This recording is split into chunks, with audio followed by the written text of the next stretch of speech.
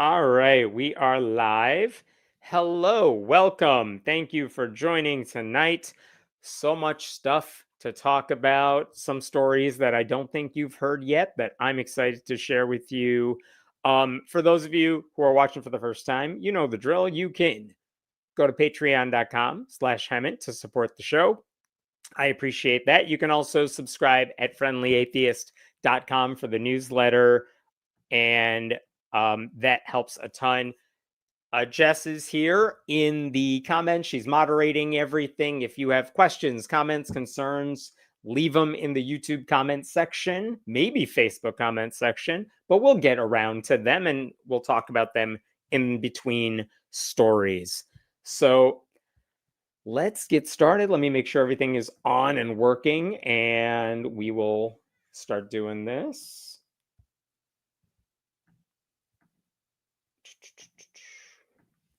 Okay, let's start by talking about JD Vance and Joe Rogan, because this week Vance appeared on Joe Rogan's podcast. So they sat for 3 hours and talked about nothing of any real significance. As far as I could tell, very little of it made news, which for a 3 hour podcast with the vice president is saying something.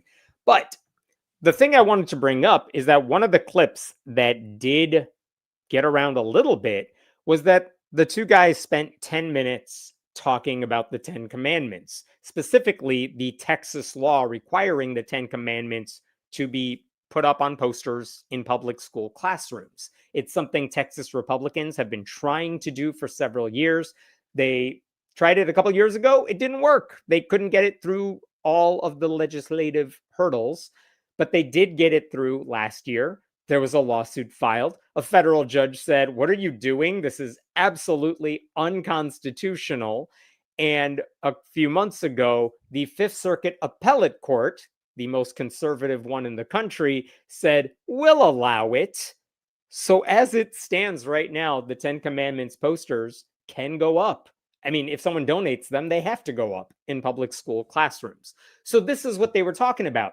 And one of the things that Joe Rogan brought up is that the U.S. Senate candidate, James Tallarico, the Democrat, I first heard about him a few years ago because when they were debating the 10 Commandments bill, Tallarico, one of the few Democrats in the legislature, was the Christian seminary guy who was asking Republicans questions, calling out their hypocrisy.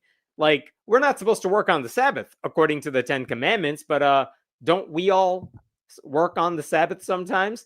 Haven't prominent Republicans committed a bunch of the sins on this list, etc.? And it was kind of amazing to watch this Democrat who probably was going to lose the battle, or at least lose the war. He was still going to try to win this battle. And that's how I first heard of Tallarico. But anyway, Joe Rogan, for whatever reason, really likes James Tallarico. Tallarico did his show. Joe Rogan was the guy who's like, "You should run for something like Senate." And so I feel so weird saying this. Rogan was the voice of reason in this conversation. And I'm going to play you a bunch of clips of what JD Vance said. And I'm going to play you very short clips because I don't want them taking this video down. But in any case, all Vance had to do, if he was being honest, is say, "Yeah, I like the 10 Commandments put up in classrooms because I want to force my religion onto everybody, because that's what this is all about." Of course it is. The Texas Republicans who pushed for this bill said as much over and over. This was about, anytime they had two options. They could lie and say, "We want to teach kids about American culture, American history. This is about cultural literacy." No, the truth is, and some of them said this, we just want to make sure these kids see God every day. So anyway, let me play you one clip where Vance brought up the fact that Joe Rogan brought up the fact that isn't this like forcing religion onto kids? And this is what JD Vance said. I don't think putting the 10 Commandments up in school is like forcing things on anybody. But it's public schools. Yeah, it's public schools. Like, that's exactly what this is about, forcing religion on kids. Republicans have always pretended this is about honoring history or our, legal past. But when the bill was being debated, you know what Texas Republicans said? It's incumbent on all of us to follow God's law. These are elected officials who take an oath on the Constitution, saying we need to follow the Bible. Also, the lieutenant governor of Texas, I believe, said this is a Christ-centered legislative body when they were passing this bill. So, I mean, these Republicans in Texas were very clear. This is about pushing their religion on kids. Furthermore, the Texas law doesn't say, like, let's just put any 10 commandments up. It's one of many things that's going to go up. The law says you put up the King James version of the 10 commandments. Here's the size of the poster, and you can't put up anything else on it. Kids can't avoid that even if they wanted to. Like, that's the problem. That is why we're saying it forces religion onto kids. So leave it to another member of the Trump administration to not understand why forcing things on minors is a bad idea. Here's another clip of Vance trying to justify why the 10 Commandments is a good idea, making a reference to the founding fathers. America is a society. Our founders were people who were very much influenced, even if they weren't Christians. A lot of them, of course, were, but were very influenced by Christian culture and articulating American law. All of that is false. At least it's wildly exaggerated. The founders were influenced by a lot of people and a lot of ideas, including Enlightenment thinkers, English common law, religious freedom. And yes, a few of them were Christian, but a hell of a lot of them were not. There is a reason Christianity and Jesus and the Bible do not appear in the Constitution. That is by design. They knew our country should not have a religious foundation, much less a specific religion to go along with it. So J.D. Vance is just making up American history here. At another point, he said all religious people, or at least, the important ones, we're all good with this. All of the Abrahamic faiths recognize the 10 Commandments as like a significant thing. Nope. No, they don't. Christians do. I mean, certain types of Christians do. You could argue that Jewish people do as well. Sure, that's in the Torah. But the Quran does not include the King James version of the 10 Commandments. Muslims do not consider the version that is up on Texas classroom walls some kind of authoritative text. Like, Muslims recognize Moses as a prophet, but not the 10 Commandments. It's not a thing for Muslims. They have their own set of values, beliefs, what have you. So the idea that, everyone's good with this. No. J.D. Vance, who just published a book on how he's a good Catholic, doesn't know anything about religion. Then Vance tried to pivot and say, this is just a good thing overall. This is an important cultural artifact. So why is everyone complaining about it? And what I would see that as a non-religious person or a different religion is I would say this is like an important cultural element of the Western civilization, which is the foundation of the classroom that I'm sitting in. Nope. Wrong again. The commandments are not a part of our culture, much less the culture of all of Western civilization. Several of the commandments, for anyone who's gotten to that part of the Bible, they are explicitly religious and therefore meaningless to tens of millions of Americans. And here's the thing about the commandments. If you didn't have the 10 Commandments, you would still have rules in various cultures about honoring your parents and not committing crimes and not lying. With the commandments, you get plenty of additional bullshit. So again, even if we're talking about cultural literacy, there are ways to talk about the 10 Commandments that don't involve shoving it on every classroom wall, a specific version of it, and then saying no to all the other value systems that are out there. So Vance is, again, being disingenuous, suggesting that this is about cultural awareness. We just want to teach children about their own heritage. It's not. At another point, he said, this may be one of the funniest things he said, which is, come on, we all agree with the commandments. I mean, if you look at the 10 Commandments, probably 8 of them are something that I would hope that everybody would agree with, even if they're not themselves religious. This is how you know he doesn't know the commandments. He's arguing, I mean, let me give you the best case scenario of what he just said.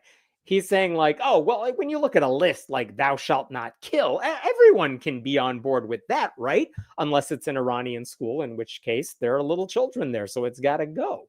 That's the Republican commandment.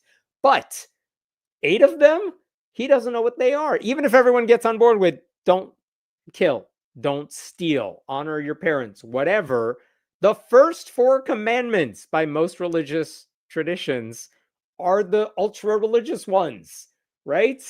Don't uh don't have other gods before me. Don't worship graven images. Don't take the Lord's name in vain. Keep holy the Sabbath day. I mean, at the very least, the first 4 do not matter if you are not a Christian. I wish Joe Rogan had just done what Stephen Colbert has done in the past and just asked JD Vance, hey, you're super religious. You just wrote a book about it. It's why you're here on my show. What are the 10 commandments? Let's go. Let's go. How many can you name? He didn't do that. Then JD Vance says, what's the big deal here? Because, like, I would be fine with it. Therefore, you should be fine with it. I would not be offended if I sat in a classroom as a Christian, or if my kids sat in a classroom as a Christian and saw, you know, a religious text that wasn't Christian on the wall. That's a very easy thing to say when you know damn well Texas, of all places, is never going to allow the 7 fundamental tenets of the Satanic Temple to go up on the wall, or Buddhist values, or any other group's values to be on the wall. He's like, I wouldn't be offended if this happened the other way around. That's because it never happens the other way around. I need JD Vance to put himself in someone else's shoes for once, have some empathy, and try to think about what it means if you had to see some other religion shoving their beliefs, and not just putting it up on the wall, but having the lawmaker say, I'm doing this in order to shove my religion in kids' faces, which is essentially what they did in Texas. And by the way, if another religion managed to do what conservative Christians have done in Texas, Vance and his allies would be the first people to flip the fuck out and argue about how this is like Sharia law in classrooms, because this is a verse from the Quran on the wall. There's no way they would just smile and say, well, I'm glad my kids were exposed to another religion. They can't handle learning about other religions in a comparative religion class. So again, just completely disingenuous. At another point now, JD Vance broadens the whole picture, and he says we owe it to Christians to do something like this because of what our religion has given us. Freedom of religion is itself not really a liberal concept. It was originally derived from a Christian idea about free will and the dignity of the person. Yeah, freedom of religion exists because of Christians. You remember the Crusades? That's when they said you could believe whatever you want. Like, what is he talking about? The writings of John Locke played a role in our concept of religious freedom. Enlightenment philosophy played a role in our ideas of religious freedom. The Bible did not. The Bible very much does not like religious freedom, kind of by definition. And if you want a sense of what Christian nations have looked like historically, anytime I tell you there's a nation that is run by one religion, things don't end well. And people who dissent are considered criminals and heretics, and they are persecuted. At one point, Vance said this is not a big deal at all, mostly because he tried to argue just putting it up on the wall is not forcing it on children. Am I picking the right clip here? Let's find out. It's not like they're putting the 10 Commandments in front of these kids and saying, you have to read this and, you know, write it 500 times a day. Yeah, they're not. They're just putting it up on the walls, but that's irrelevant. Because even if students are not asked to jot down the 10 Commandments or recite them or stare at the wall, it is still considered coercive to promote Christianity in the classroom the way they are doing in Texas. For the same reason, if you had a teacher reading Bible verses at the start of class, but said, oh, you can leave the classroom if you want, that's still religious coercion. That's still endorsing Christianity in the classroom. If a coach of your high school basketball team said, we're going to pray before a game, but you don't have to do it if you don't want to, don't fall for that illusion of voluntariness. There is coercion involved. So again, JD Vance is pretending this isn't coercion because you're not being forced to do anything. But the fact that Christianity is promoted in schools is the problem. And he purposely does not want to admit that. At another point, he said, come on, we're just trying to teach kids a lot of things. I would be proud if my kids learned lots of things. They're exposing kids to something, and I'm comfortable with kids being exposed to a lot of different things. Again, not a surprise that a member of the Trump administration loves it when kids are exposed to things. Anyway, this just mischaracterizes the entire Texas law because they're not exposing kids to religious beliefs, plural. They're not exposing kids to other religions the same way they are doing with Christianity. And again, exposing kids to Christianity doesn't mean just looking at the 10 Commandments. Why would you think, you know how we could teach kids about Christianity? Let's just pick something out of the Old Testament. That's not a good way to teach them anything about Christianity. The whole problem here is in Texas, they are elevating one religion above all the others. That's the problem. And if exposure were the intent, and you just wanted to let kids know about the 10 Commandments, there are objective ways to do it that make sense in a classroom setting. Exposure does not require shoving a particular religious message in kids' faces every single day. By the way, speaking of exposure to things, guess who complains whenever there's a friggin' rainbow on a classroom board somewhere? Maybe there's a teacher who puts up a rainbow in honor of Pride Month or out of respect to LGBTQ students. It's conservatives who flip out because they don't want their kids being exposed to whatever they think the rainbow stands for. So exposure is not really the issue here. Okay, at another point, JD Vance just started making up legal rulings that have happened in the past. I hope this is the right one. The late Supreme Court Chief Justice William Rehnquist sort of said this, that if your approach to religion in public life always and everywhere is to push it out of the public square, then you're actually embracing a religion of your own in the public square, which is secularism. You're just taking one religion and replacing it with secularism. No one is pushing religion out of the public square. Secularism isn't a religion. Vance is pretending that government neutrality on faith is an atheistic position. It is not. If atheists were trying to get the government or through public schools to say, hey, kids, God doesn't exist. You should not believe God exists. God is silly. Maybe he'd have a point, but literally no atheist group is trying to do that in public schools. That has not happened anywhere. Neutrality is not oppression. At another point, he brought up, I want to go back to the Supreme Court thing. I hope this is the right clip here. That for a long time in this country, there were actually Supreme Court rulings that said that you cannot pray in a school, even a student organization led by the students, or that you cannot put the 10 Commandments up, even a teacher who chose to do it in their own classroom. No, Supreme Court didn't do any of that. No one ever said prayer is banned in school. In the 1960s and before then, there were instances where they would have Bible readings over the loudspeaker, or teachers would begin the day with a mandatory Bible verse reading. That's what the Supreme Court struck down in the 1960s. That is not banning the Bible in school. You could still pray all you want quietly. You could still read the Bible in class if you want to read the Bible in your free time during a lunch period. If your teacher wants to use the Bible to teach you something because there's a secular purpose to it, that is also fine. At no point has the Supreme Court said prayer is banned in school. So he's just lying. And I don't know if it's on purpose or if he's too stupid to understand what's going on. The Supreme Court has never said student organizations like after school clubs, that they're banned. No, there are rules about after school clubs. If you allow one type of club, you can't say no to a religious club. Supreme Court says that's fine.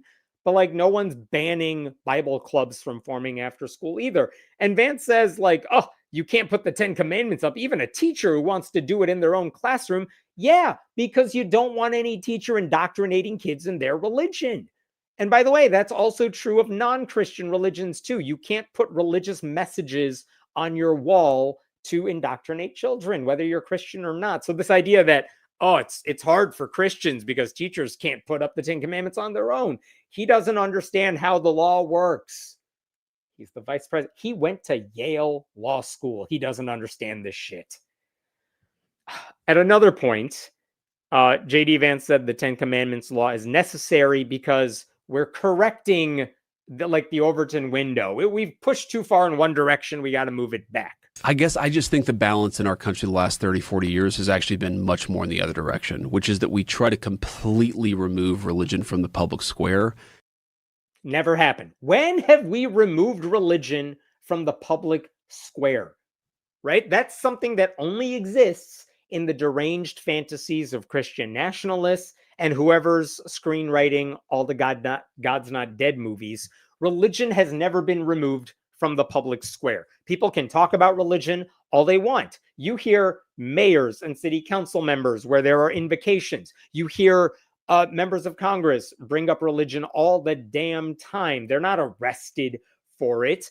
The thing he might be talking about is if a courthouse or a police station puts up a nativity scene in front of their building, and that's the only thing they have up there, that's a promotion of Christianity. And you can be sued over that sort of thing.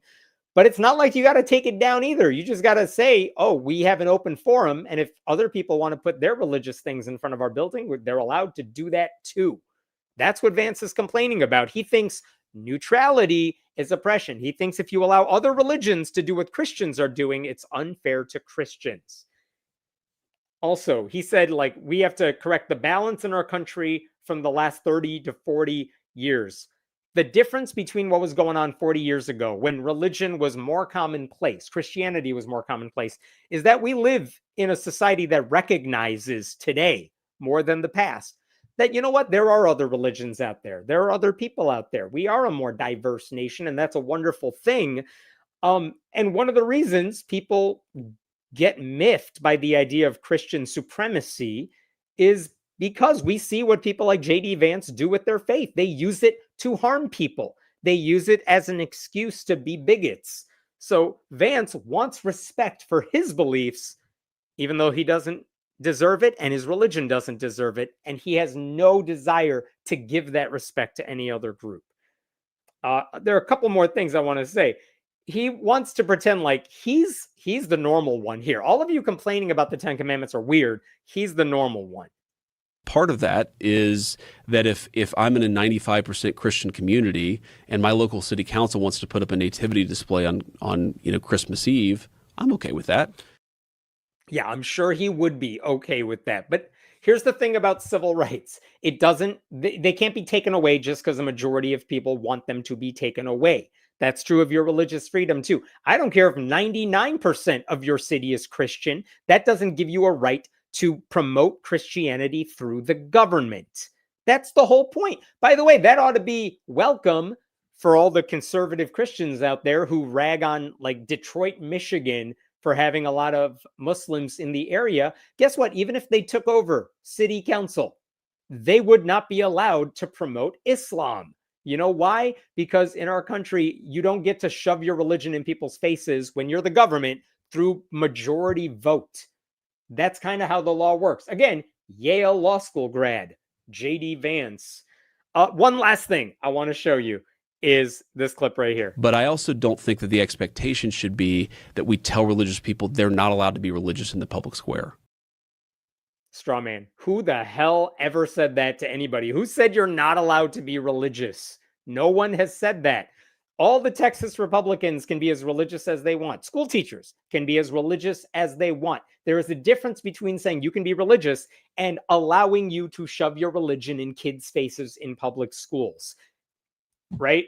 That's what conservative Christians in Texas have been doing. That's what the Republican Party has been doing. That's what Project 2025 was all about. That's what people have a problem with. So Vance spent 10 minutes pretending not to understand what the real issues are with the 10 Commandments in Texas. Joe Rogan asked a lot of very good questions and tried to be the voice of reason. I don't say that lightly, but he did. But Vance refused to admit the obvious, which is that no one would be complaining about the 10 Commandments in school if they were part of some objective lesson in an appropriate class. It's not what's happening here. Texas Republicans jammed a specific version of the commandments into classrooms. The courts, as of now, have allowed them to get away with it. And the bottom line is they are sending a message to kids from non-Christian families that they are the wrong kind, or even the wrong kind of Christians, that they are second-class citizens. That's kind of the problem here. Christians, Catholics like J.D. Vance, they would be furious if public schools put up non-Christian lists of moral values. But because it's his religion, he doesn't give a damn. And he acts like he's the normal one because he's not complaining about it. And instead of offering a serious defense of the indefensible Texas law, he just gave Rogan a series of lies, deliberate mischaracterizations. And it's Joe Rogan, so you're not going to get follow-up questions on most of this stuff. Like, if Vance truly cared about exposing kids to different religious beliefs, he should be demanding that schools treat all religions and non-religion equally. He didn't say that. Religious freedom only counts in his mind when it's promoting his religion as the default one. Christian nationalists like him don't want a public square where other faiths can flourish. He wants one where his religion is dominant, and he always treats critics of that as people trying to erase his religion. So, just an infuriating interview, which I know we all expected, but that segment, just the number of lies in that one segment from J.D. Vance was infuriating. I'm going to stop there. What questions do we have here? The 10 Commandments are to history what the Genesis story is to science. Yeah, very true, which is to say it doesn't belong in there, and we shouldn't treat it that way. GOP takes opposite stances on whether displaying something is forcing anything on anyone. Yeah, depending on whether it's the 10 Commandments or a pride flag. Or another analogy there, if you offer a book in your school library that has a gay character or is centered around a gay character, and you're not making kids read it, you just have it there. What have we seen? Conservatives want to ban those books. So, again, the hypocrisy is obvious to everyone who's not J.D. Vance. He's trying to rebrand himself, hoping Trump kicks the bucket. He's not realizing we will have AI Trump for decades. Oh, dear God. Living in some Kremlin servers, creating a real hell. Why did you have to raise that possibility? I do agree. I do think he's trying to rebrand himself as the non-extremist version of Trump. Except the problem with J.D. Vance is he has no charisma. Doesn't make any sense. He thinks he's the smartest guy in the room because he's always been told he's the smartest guy in the room. And he refuses to accept the possibility that all the actual smart people just make fun of him all the time. And have you seen him give a speech, like even at a Trump rally or something similar? Like even the Trump audiences are not into this guy. I'm fighting this shit in Texas. Secular Houston, secular Texas pack. That's Will Judy, everybody. He is leading. If you're in Texas, go look up Secular Houston and Secular Texas PAC. They're doing really good work there. Will is a friend of mine. They're doing awesome stuff to fight back against this sort of legislation, the politicians who are pushing this stuff. And I love the work they're doing. So check it out. They tried this before and the Satanic Church struck back. They want to open that slippery slope again. Then other religions can as well. If they reject that, then there are lawsuits galore. So here's the thing. I know what you're talking about. This is not what's happening in Texas right now. In Texas, they said 10 commandments, that's it. In other places where they have put up 10 commandments, monuments and things like that, yeah, there have been instances where the Satanic Temple says, we want to put up our statue. We'll pay for it, but we want it there too. Sometimes they get somewhere with that, sometimes not. But in the case in Texas, what's so infuriating about it is there is no possibility of requiring schools to put up additional posters, tenets on the walls. It's 10 commandments and that's it. All right, I'm going to go to a different story here along the same lines, but different. Give me one moment.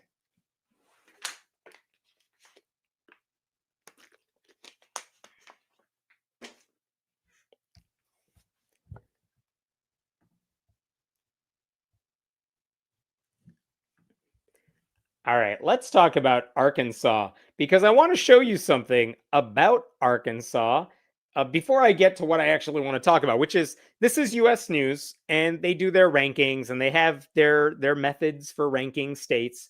Arkansas is ranked 44 overall, but specifically look above here. When it comes to crime, they're ranked 48. That's not great. Economy, okay, they're in the middle of the pack, bottom half for education. Healthcare, they suck. You don't want to live in Arkansas when it comes to healthcare. Their infrastructure is not great. Natural environment, not great, which is weird because they're like in the South. It's beautiful in the South, but Arkansas not taking care of their stuff. And opportunity in the bottom half. Arkansas has a lot of places it could improve.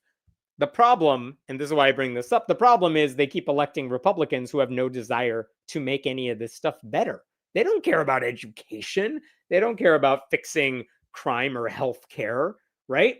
But Governor Sarah Huckabee Sanders just held a press conference this week because she wanted to celebrate how they are number one in something. And it doesn't happen often, which is why she wanted to hold the press conference to celebrate it. So the question then is, what are they number one in that she is so eager to celebrate? And this is the press release I want to show you that she put out this week. Let's read it together. Arkansas ranks number one for religious liberty. Oh, yeah. Let's see.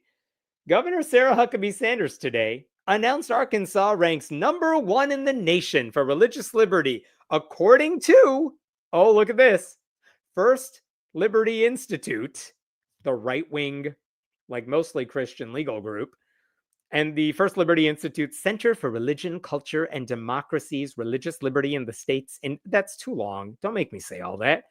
That takes up a line and a half or so, and it's just the name of this stupid group. Okay. Arkansas earned a score of 89.2%, becoming one of only 2 states to receive the index's first ever excellent rating. It does make me laugh that Arkansas is like, we're number one. Oh, really? What score did you get? A B plus. Even in their brightest moments, they're like, we pulled off a B because have you seen our education rankings lately? Anyway, what did Sanders say? Religious liberty is America's first freedom, and Arkansas is leading the nation in protecting it. Go on. Our rights come from God, not government.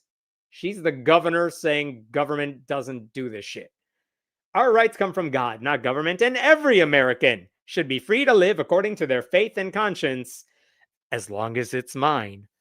We will continue defending that freedom and ensuring the natural state remains the best place in the country to live, work, and worship. Subtext being, as long as you are Christian. I want to share with you the here's how she opened up her press conference, and it made me laugh. Arkansas ranks number one in the nation for religious liberty, moving up a long way in just a short amount of time. I don't know if you could hear that or not. I hope you could. But in any case, they ranked somewhere lower last year. I don't know if you got audio there. Can you tell me, and Jess, we're going to cut this later if you can mark the timestamp here.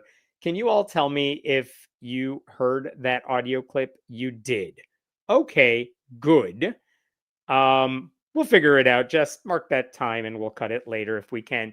In any case, you know what state ranked absolutely last in religious liberty?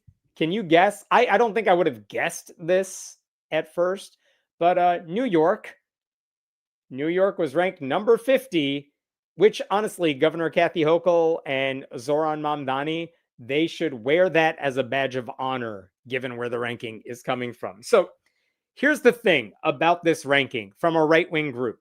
According to the group, I will show you this. This is the press release from First Liberty Institute. And they said in their press release, we're going to go through a couple things here, but Arkansas's rise to first place is due in large part to legislation adopted in 2025. The state enacted HB 1615, a law that protects individuals and institutions from being forced to participate in wedding ceremonies to which they have religious objections. What makes it significant is that it extends these protections to private businesses such as florists, bakers, photographers, and other wedding vendors with sincerely held religious beliefs. Let's talk about what that means for a second. What they are saying is that if you own a bakery or you own a flower shop and you're willing to sell flowers to customers and a gay customer walks in the door, you could say, I don't want to sell it to you, even though I sell it to anybody. I don't want to sell it to you because I don't want to be a part of your wedding. And the customers are like, you weren't invited. I just want to buy some flowers from you. But in Arkansas, they say if you're Christian, you're allowed to be a bigot. You're allowed to discriminate against your own people who want to pay you money for the service you provide to the public. That's a thing First Liberty Institute is celebrating here. But it's not just that. I want to show you what the ACLU said about that exact bill. Look what else it does. This is from the ACLU. That same bill allows public officials to refuse to assist with same-sex marriages. So like the Kim Davis thing, I'm not going to sign your wedding certificate, marriage license, because you're a gay couple and I don't feel like it. This bill would allow clerks to not, or judges to not sign those wedding licenses. It permits religious organizations that get taxpayer dollars to discriminate in foster care and adoption services. They can say, yes, we want you to adopt these kids, unless you're a happily married, non-criminal, totally fine gay couple, in which case, nope, you're not allowed. We're not going to work with you. Even if you're qualified in every other way, you're gay, so we don't have to deal with you. And in Arkansas, they say, yep, you can get taxpayer dollars and do that. And then finally, they say, the ACLU says this bill undermines non-discrimination standards in education, licensing, and accreditation, creating legal conflicts with established professional and academic requirements, which is kind of a fancy way to say, if you're a teacher, you can say, I don't want to join the union because Jesus, and they'll allow you to do that. That's what this bill does. So Arkansas is being rewarded for that by First Liberty Institute. You know what else they considered in these rankings that I got to show you? This is again from First Liberty Institute. This is why Arkansas is number one. They said, we took this into consideration. Is clergy penitent privilege protected? And in Arkansas, the answer was yes. What is clergy penitent privilege? That means if a child sex predator goes to a confession booth in a Catholic church and tells the priest, I have sinned. I have done something very bad. I have molested a child.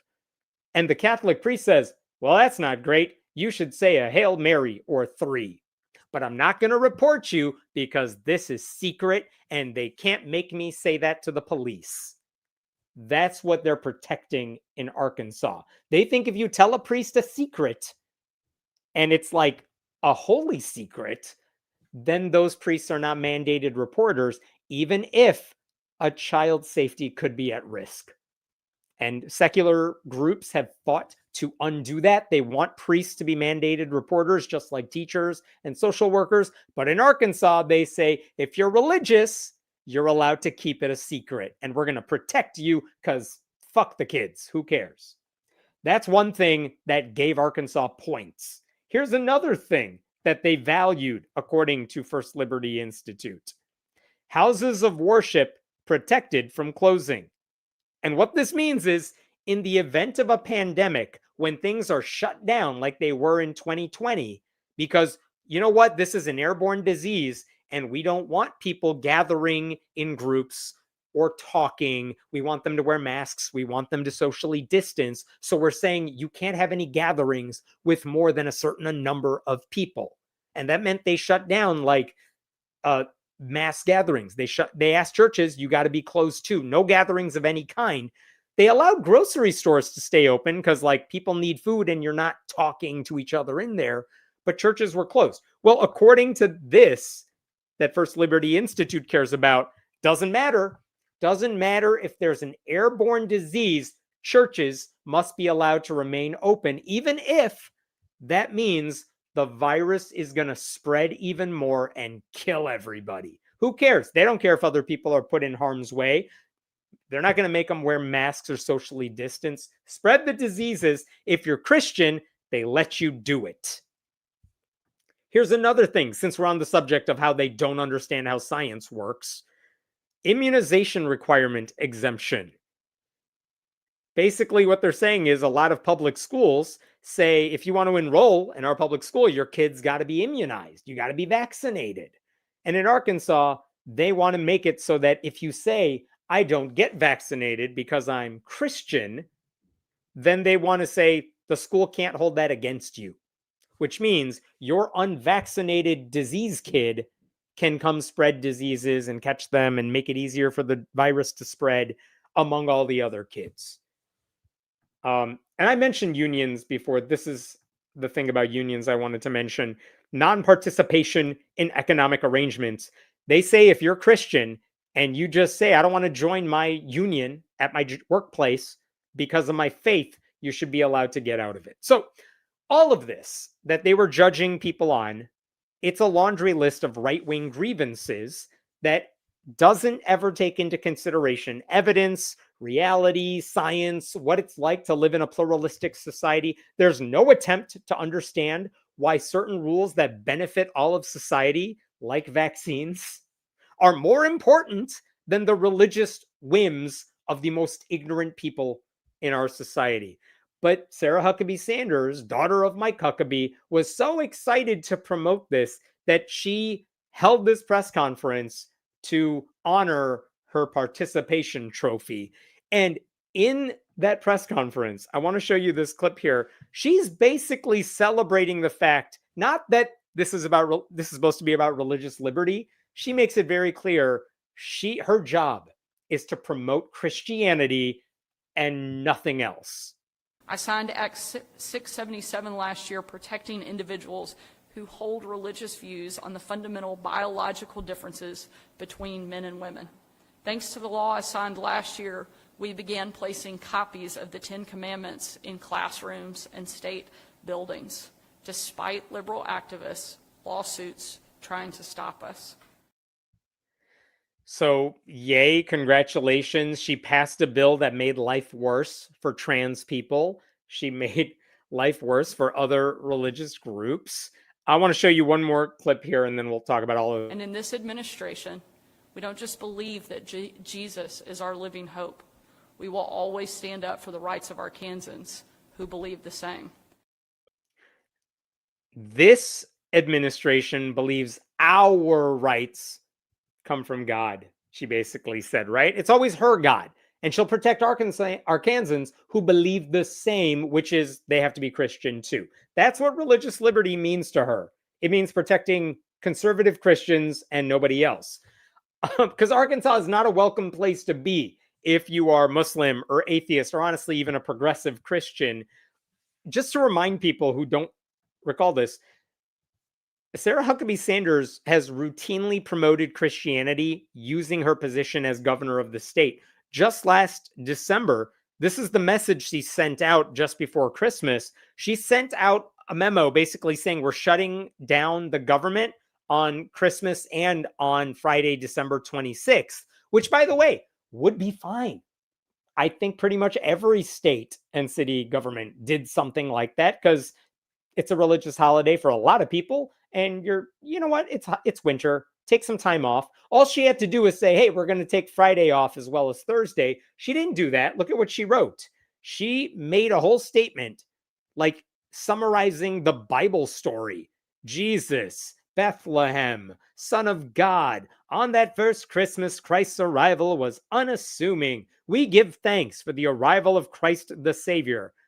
Blah, blah, blah. Therefore, I proclaim December 25th, Christmas. That's an Arkansas original right there.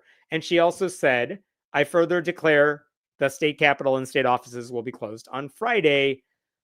Why is this a problem? The problem isn't that she's shutting down the government on those like the winter holidays, 25th and 26th.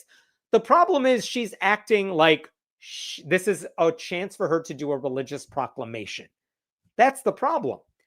And the Freedom from Religion Foundation sent a letter to Arkansas basically saying, hey, you can take the day off, but like this is not the way to do it. It's completely inappropriate.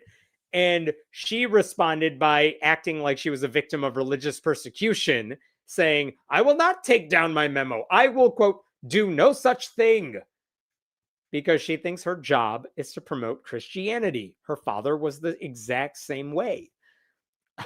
She also said, by the way, in that press conference, she was proud to defend her decision because she was proud to include, quote, a detailed theological narrative presenting core Christian doctrines, including the divinity of Jesus Christ, his crucifixion for the sins of mankind, his resurrection, and his anticipated return in glory.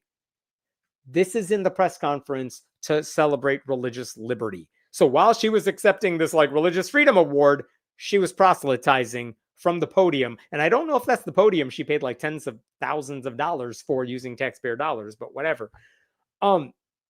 She also said in that clip I showed you, she placed the 10 Commandments in classrooms. Yeah, Arkansas passed a law to put the 10 Commandments up on the walls. In the case of Arkansas, however, a federal judge said that was unconstitutional because there's no educational purpose to it and it's coercive. And that one is still being appealed. We're waiting for that decision. Not a single reporter at that news conference asked her about any of this, by the way. In fact, after she said, are there any questions? Oh, there are none. She said, and I quote, make sure that that headline reads just how we want it to. Arkansas ranked number 1. Like, she's doing what Ken Ham did last week. Just, I'll write the press release and you guys just print it because that's how reporting works. There's one other thing to share here, which is that this happened a long time ago. It feels like, but back in 2023, Sarah Huckabee Sanders, after she became governor, she bragged about how her kids were welcoming people into the governor's mansion. And this is the image she shared on social media. New artwork to welcome people into the governor's mansion. So proud of how hard the kids worked and how well their masterpiece turned out. First of all, I don't believe for a second your kids did that. Also, it's not a masterpiece. That's a bunch of triangles and lines. That's not that impressive. I could do that. But also, what's the message here? The message is it's the governor's mansion, only Christians allowed, apparently.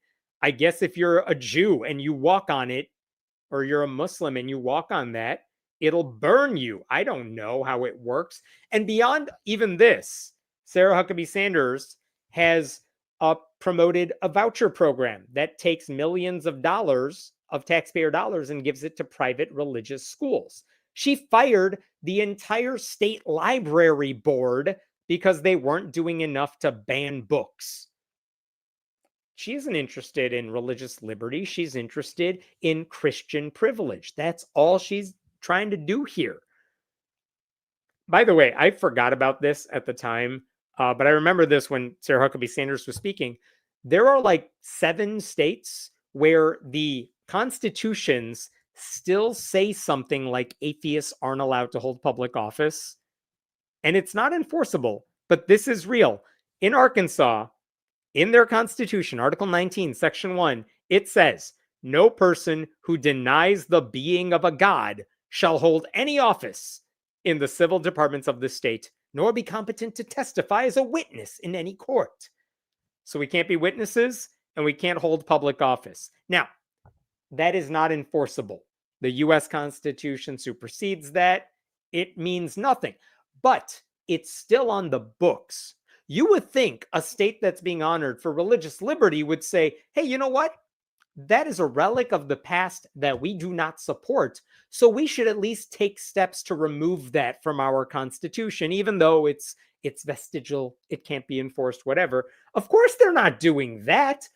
That might reflect actual religious freedom, which they do not care about.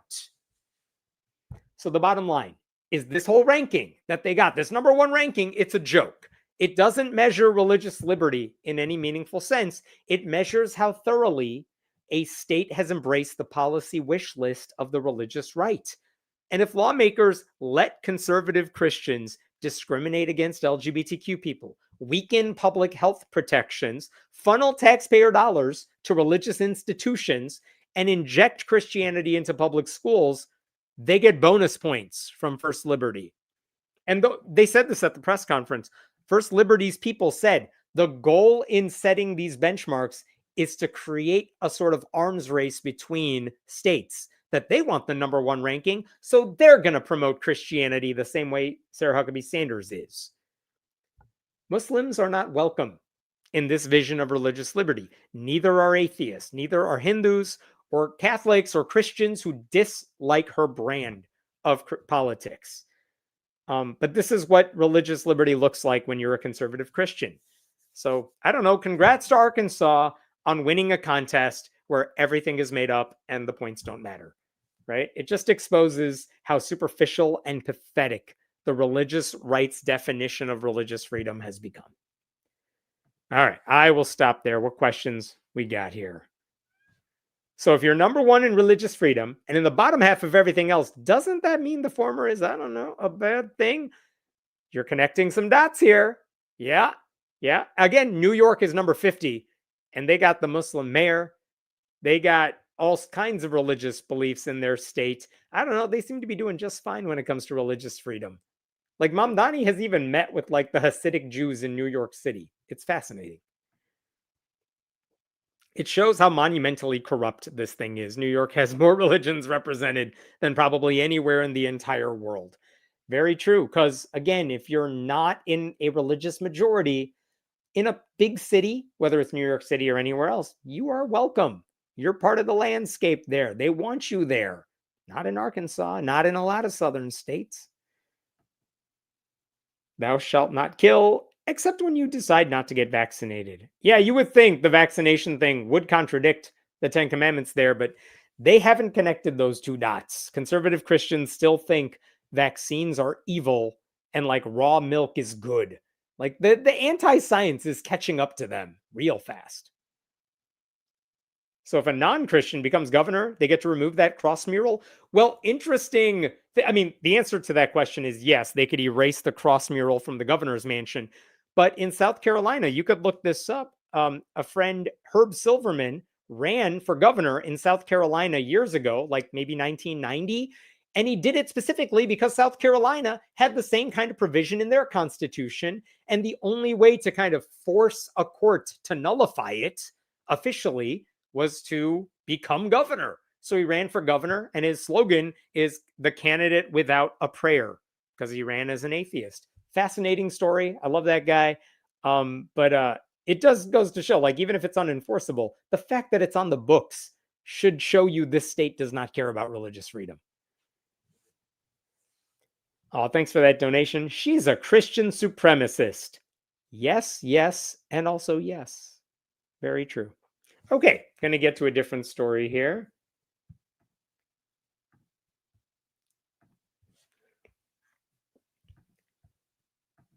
Let's talk about Lindsey Graham. He's dead.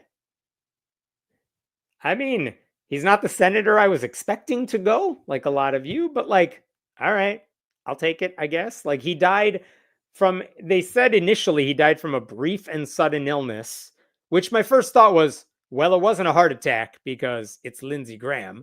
And then it turned out it was a heart problem after all. Here's the thing. I've seen so many conversations where I've seen Democrats say like, Lindsey Graham was a friend of mine. We disagreed on a lot of things, but he was a good man. No, he wasn't. Stop bending over backwards to praise a moral monster. Like, no, he was not a good guy. I don't care if he was your buddy behind closed doors, which I think he was for a lot of them. He was a horrible policymaker. He was a bad senator. We're a worse country because he got involved in government. It is okay to say that. And like they say, you shouldn't speak ill of the dead. But honestly, he was dead on the inside. So let's have at it. It is always a good time to speak ill of people who are bad people. It's okay. Doesn't matter if they're living or dead. Do it while they're living too. Don't hold back. But I don't just want to focus on how he was a useful tool for MAGA, which he was, and a Trump loyalist who said, what was the famous tweet he made in 2015 or 16? If the Republican Party nominates Trump, I forgot the quotation, we'll be screwed and we deserve it. And then, of course, he became Trump's biggest ally. I wanted to focus just briefly on his church-state separation legacy, because this one's interesting. He is a religious guy. He's from South Carolina, and yet he did not talk about religion as much as other high-ranking politicians did. Mike Johnson talks about his faith all the time. Lindsey Graham really did not. And yet, we do know where he stood on church-state separation. This is the headline, by the way, from the New York Times. Lindsey Graham, Republican senator and staunch Trump ally, dies at 71. And that's putting it gently. You're skipping a lot between those commas there. He was a bad dude. Here's the thing I wanted to show you that really stood out to me. Do you remember in 2005 when the Supreme Court at the time was considering what to do with Ten Commandments monuments? Just to set the scene, there was a case before the Supreme Court about whether a Ten Commandments monument could be allowed outside the Texas Capitol, but it was surrounded by other monuments of other lawmaking people in history. But there was also a Ten Commandments monument outside a courthouse in Kentucky by itself. And the Supreme Court looked at both of these cases. They said the Texas version is fine and the Kentucky version is not fine. Well, what did Lindsey Graham say after that decision, going back to 2005? And he said a lot of things, but this is the press release from his office in 2005. And look at how he put this, starting up there. Religion plays a fundamental role in our country. I wish I could do the Seth Meyers Meemaw voice, and I cannot, but the first people who came to America came for, the idea that religion does not have a place in our public institutions has not been the history of our nation. The first people who came to America came for religious freedom. Their goal was to make sure you could worship God on your terms and the government would not take sides. But then, wait for the quote, displaying the Ten Commandments is just part of our history. No, it's not. Totally made up.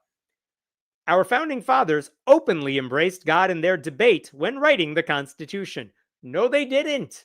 God is not in the Constitution in any meaningful way. Maybe year of our Lord in the Declaration or something no. I've said this before. The word religion appears twice in the Constitution. Both times, the word no comes before it. Most of our laws are based on Judeo-Christian principles. No, they are not. What principles? No, he's making that up. So a public display of the Ten Commandments, in my opinion, is not the establishment of a religion. Yeah, it is, buddy. It's not promoting Islam. It's not promoting atheism. That's a Christian thing. That's an establishment of a religion. He said the Ten Commandments are on the Supreme Court building.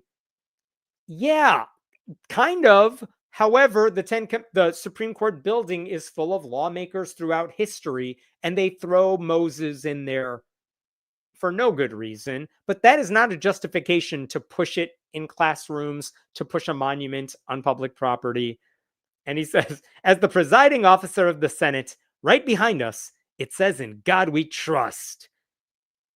Do we have to go into how that became a thing in the 1950s and not the 1700s? Under God is part of our pledge. 1950s. The idea that God should be driven out of the public square is dangerous for the country.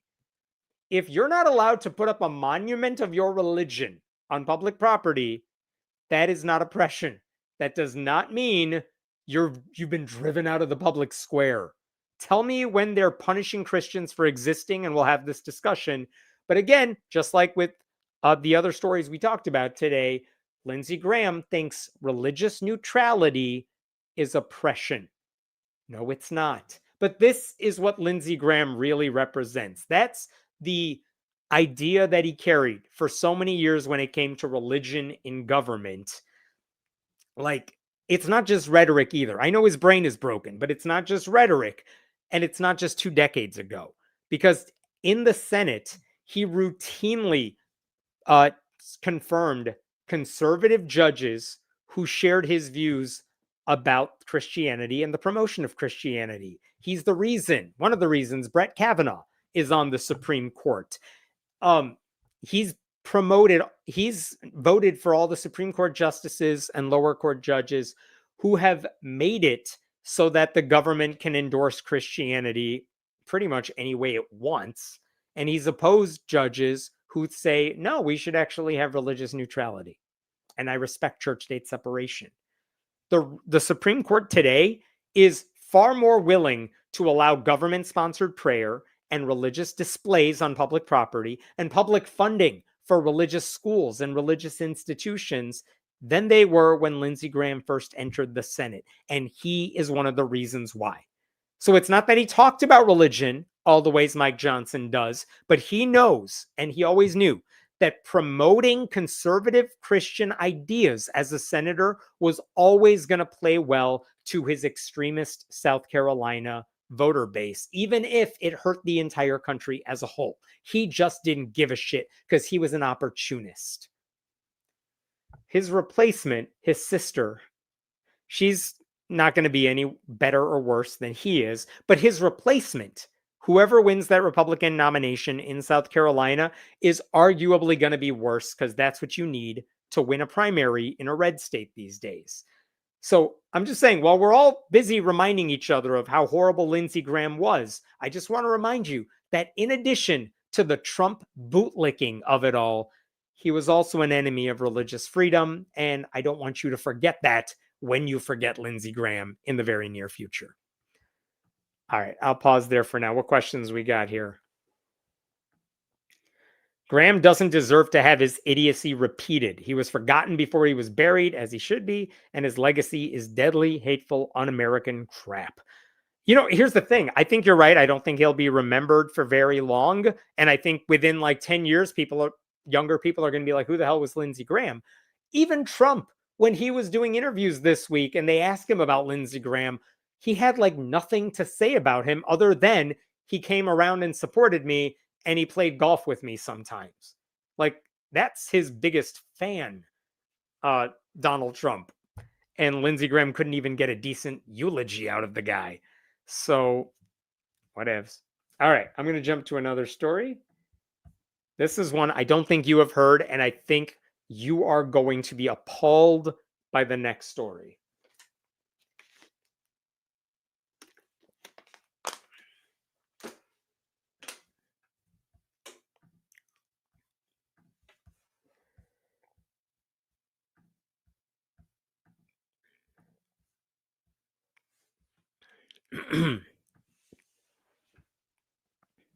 Someone in the comments is saying, is Lindsey Graham's daughter filling his seat? Nope, it's his sister. His sister.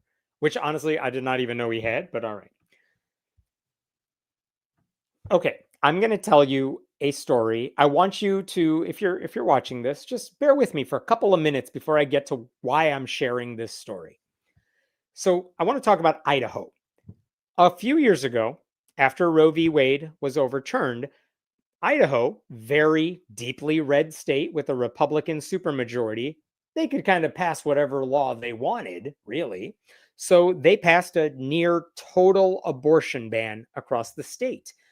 When they did that, a lot of doctors said, oh shit, I'm going to be like prosecuted if I provide health care to patients, so I need to get the hell out of Idaho.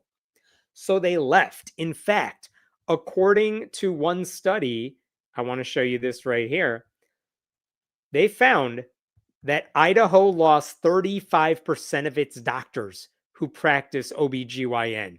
In total, Idaho lost 94 of those doctors out of 268 between August of 2022 and December of 2024. So they lost a third of their OBGYNs right after those laws were passed because the doctors were like, I don't need to stay here. It is dangerous for me to practice medicine because I know what's best for patients, but the law in Idaho could put me in jail for doing what's best for patients. So you know what? Screw you. I'm out. I'm going to move somewhere else if I have the luxury to do that. And you guys are on your own. And so right now, Idaho is screwed because while some of the bigger cities in Idaho have access to doctors, a lot of the rural spots in Idaho, they don't. They don't have hospitals. They don't have hospitals that are comprehensive, and they don't have doctors who could do riskier types of procedures because the legislature kind of pushed them out. And why did they all leave? Some of them moved, yes, but some just retired early. Some said, I'll keep working here, but I'm not going to provide certain types of care, especially for riskier pregnancies. And in some cases, that meant women who need abortions in Idaho or women who have riskier pregnancies, they're all in danger because conservative Christians don't give a shit about their health. And you might have to drive, in some cases, an hour or two to get health care for what you need. And what if it's an emergency? What are you going to do in the case of an emergency? The bottom line is that Idaho is unsafe if you're a pregnant woman, especially one who does not want to be pregnant. And it's also unsafe if you're a practicing OBGYN. Okay, so after that happened, over the past couple of years, what has happened in Idaho is that Christian crisis pregnancy centers have stepped in or they've expanded. And you know what crisis pregnancy centers are. They're the places that pretend to be hospitals, but they're not. They pretend to help women who are pregnant because they can provide like ultrasounds, but they're not licensed hospitals. They don't have licensed doctors there. They're like, we'll give you diapers. So maybe we can convince you not to have an abortion. But that's what they do. They are not there to give you proper treatment. They are there to talk you out of not having the baby, even if it's a risky pregnancy. And that's what's happened. These crisis pregnancy centers, they're all over the country. And the reason I bring that up is there was a crisis pregnancy center in the city of Sandpoint, Idaho, Sandpoint, one word. And a few years ago, in the wake of the anti-abortion laws, the local hospital, Bonner General Health, they said, we're shutting down our labor and delivery unit. We're not doing pregnancies anymore. We'll do other stuff because we exist here. We're a hospital. We got to make money, but we're not doing labor and delivery. Too risky because of Idaho legislators, right? And they even said this in an FAQ at the time. I got to show you this. This is what the hospital said years ago. Why are you no longer providing childbirth services? Well, we lost all of our doctors, a lot of them. That's one reason. Also, we don't have as many births, so it's not like a good business for us. And we could send you an hour away to a different hospital. And also, Idaho's legal and political climate. Highly respected, talented physicians are leaving. Recruiting replacements is hard. In addition, the Idaho legislature continues to introduce and pass bills that criminalize physicians for medical care nationally recognized as the standard of care. They could deal with civil litigation, criminal prosecution, leading to jail time or fines. So basically, the laws have made it impossible for us to get good doctors to deliver good care. So that happened years ago. It's a town, Sandpoint. It's a town of like 10,000 people, but pregnant women need to travel an hour to get actual health care. So what happened after that hospital said, we're not going to provide this stuff? Well, there was a crisis medical center, crisis health center called 7B, 7B as in boy, Care Clinic. 7B Care Clinic. They decided we're going to expand. We'll provide even more fake services to the people in this community. And when there was an article in CBS News just a couple months ago about all this, check this out. Religious anti-abortion center finds opportunity in town without OBGYNs. And that's a hell of a framing for what's going on here. Thanks, Barry Weiss. But in any case, I want to show you there's 7B Care Clinic. They've been operating since 2001, but again, they're expanding now. But I got to show you this bit right here. By December of 2024, more than 2 years after the U.S. Supreme Court overturned nationwide abortion rights in its Dobbs decision, Idaho lost a third of its OBGYNs. 7B is expanding with the goal of bringing obstetric care back to Sandpoint. You guys, they're going to help the pregnant women in the community. What are they doing? The organization plans to add to its current building once it's paid off, said their leader. And it's in talks with the hospital about 30 miles away in Washington state to bring in an OBGYN once a week to provide prenatal care. Okay, interesting. So this fake Christian clinic that doesn't actually provide health care, they said, we're working with the hospital nearby. They're going to send over a real doctor to provide medical care, and we're hashing out the details. And I got to say, like, I don't like these Christian crisis pregnancy centers at all. They're horrible places, and they are fake, and they try to mislead you into thinking it's like a Planned Parenthood, but it's not. They're bad places. But you know what? If they can bring in a real doctor to see patients, I mean, good, given the alternatives of which there are none, that's a good thing, right? So that's where we were as of May. They were going to work with another hospital system to meet with patients. Well, the reason I bring all this up is that that arrangement with the hospital has just blown up. It's not happening anymore. And that's the story I want to get to.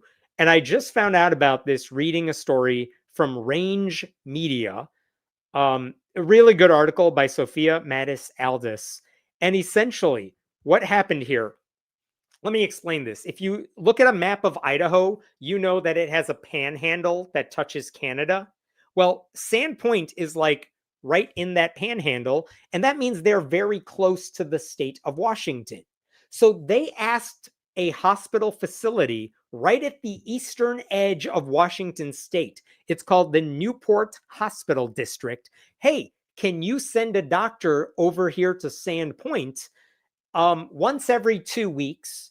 We don't care who, just send us a good physician. Come every 2 weeks, and we will pay you $200 an hour. And you got that was the arrangement that they were planning to have. So the contract was set to begin in early June, just last month. Well, there was a doctor. His name is Kevin McNamee. He was the doctor that was assigned to go to Sandpoint to 7B Care Clinic on June 2nd. So he goes over there for day one of this arrangement. I'm sure he was very excited to meet his patients and offer them care. And he knows, just like the hospital district knows, this is like a crisis pregnancy center. They know that the Idaho legislature doesn't do abortions and stuff, but you could still try to provide care, or at least tell a patient you're going to need some care. Well, guess what happened when this doctor got to the facility? They handed him this. You could see his name at the top there. The 7B Health facility, that 7B Care Clinic, which is run under a different name, technically speaking. That's why it says something else there. They said, hey, doctor, we need you to sign this. It's a mission statement. It's a statement of faith. We need you to sign off on something that says you agree with the following. We believe the Bible to be the inerrant, infallible, authoritative word of God. Basically, this doctor has to sign a pledge that he's a true Christian. Wait, not only that,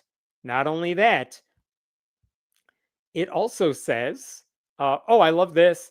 You have to believe that the resurrection of both the saved and the lost, that they are saved unto the resurrection of life and that they are lost unto the resurrection of damnation. You got to agree that like brown people are going to hell if they don't accept Jesus. Then it gets worse. Look at this section right here. This is the one that got people's eyes popping. Each person Oh, I'm sorry. Let me go up a little bit. Commensurate with this purpose, those who labor as pregnancy center staff, board members, directors, and volunteers are expected to know Jesus Christ as their Lord and Savior and conduct their lives in accordance with biblical principles. Thus, each person who is single must be committed to sexual purity, and those married must be in a heterosexual marriage consisting of one biological man and one biological woman. So the doctor who is like a subcontractor just going to this facility has to agree if he's single, he can't be having any sex. And if he's married, it better be with a cisgender woman. It's just a ridiculous thing. Also, it says we don't recommend, provide, or refer for abortion or abortifacients. And then a bunch of other stuff. Yeah. So they made this guy sign a statement of faith if he was going to help their clients as a doctor from another facility. Guess what the doctor said? The doctor said, I'm not signing this. And then he left. And then the hospital said, yeah, the doctor's not signing this. And they tore up the contract. In fact, the very next day, the hospital, they sent a letter to the Christian facility, and this is what they said in it, according to the news article about this.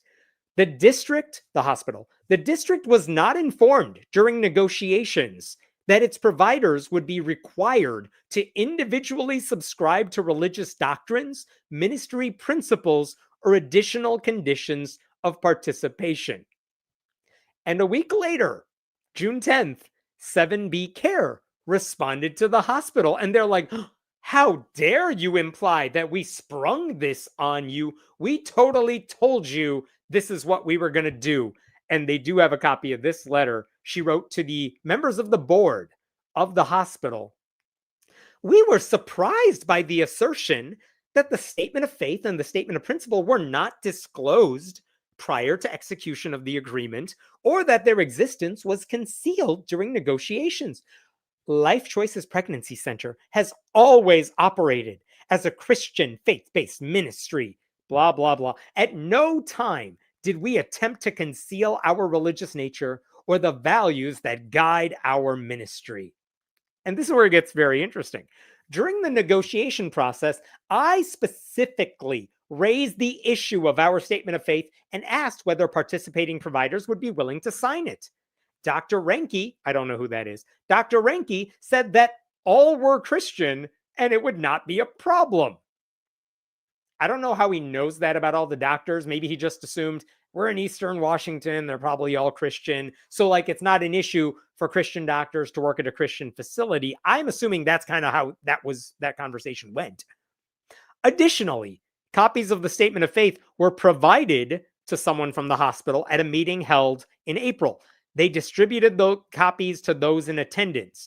Had we been informed at the time that the statement of faith presented a concern or conflict, we would have welcomed the opportunity to discuss this further, blah, blah, blah. So for those reasons, we respectfully disagree with the characterization in the notice that these requirements were undisclosed, misrepresented, or first introduced when the doctor came over, whatever. Okay, for what it's worth, no one was ever denying that this clinic was faith-based, but it's not a stretch for the hospital to think, okay, well, this clinic needs actual doctors with medical expertise, not like automatons who share your religious views.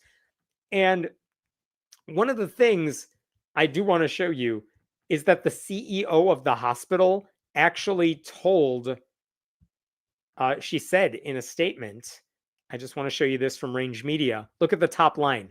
This is the CEO of the hospital. I personally attended the meeting. A copy of this document was not handed out. So I don't know what happened there.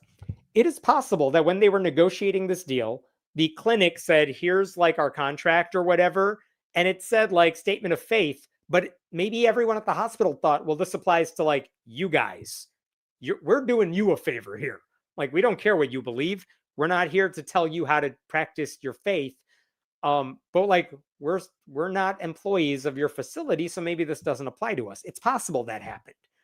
Or maybe the Christian facility just lied and just assumed everyone knew what they're all about.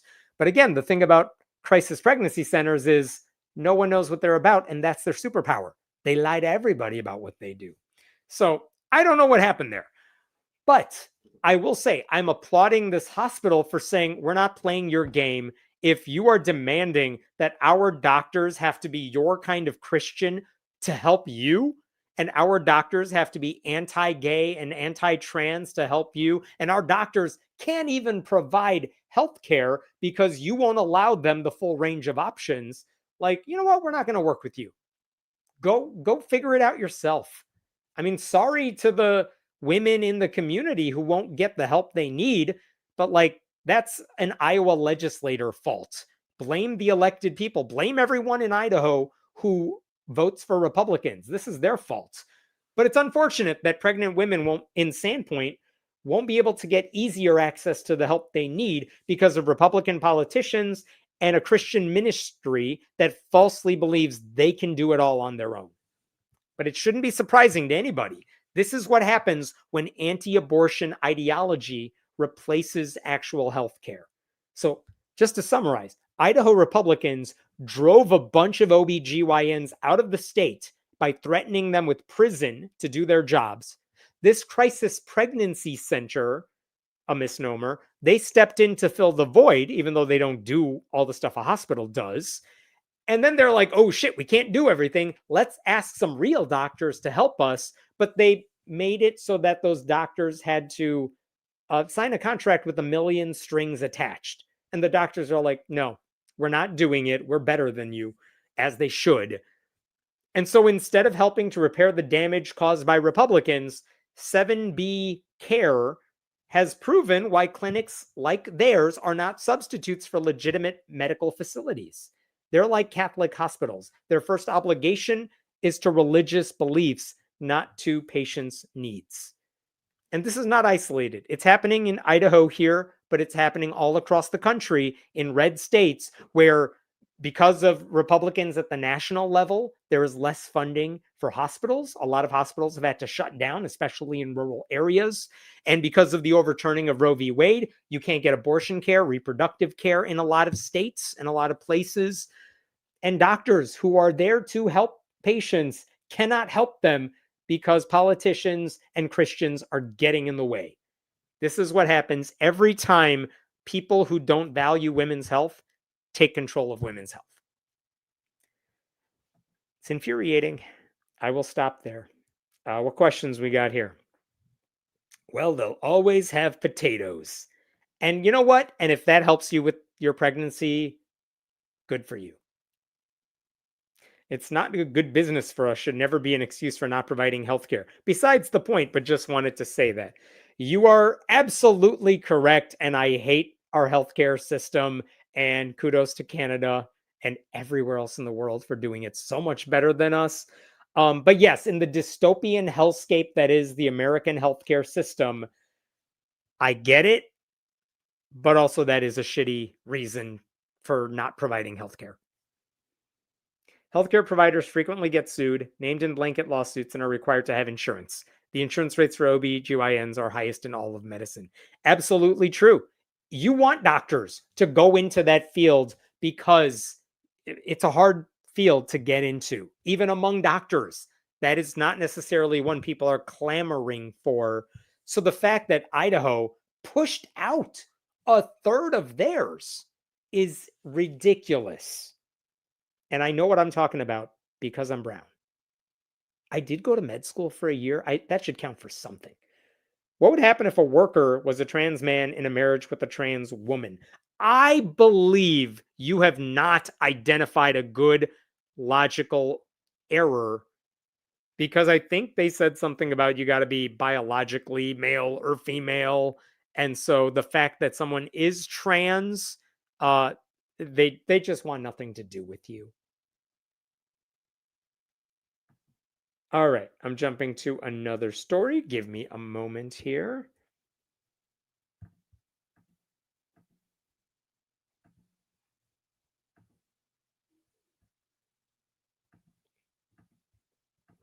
I'm going to close some tabs.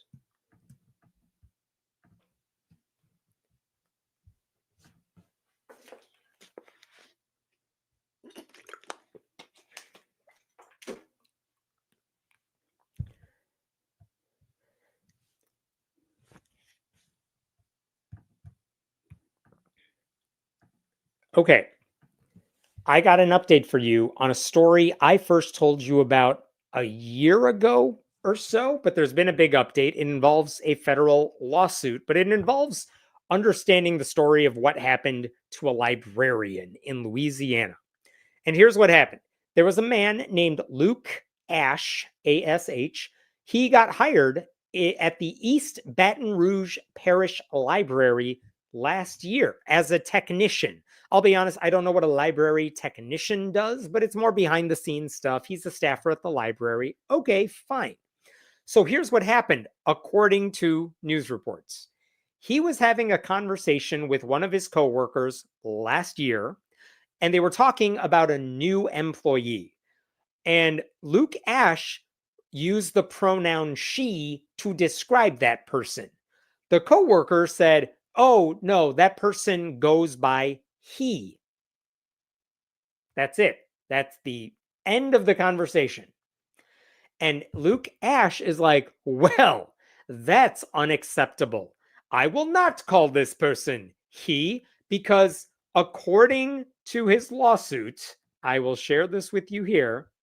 On July 7th, 2025, in the course of a conversation with the coworker, Ash was informed that a female trainee at the library preferred to identify as a male, despite being a biological and chromosomal female.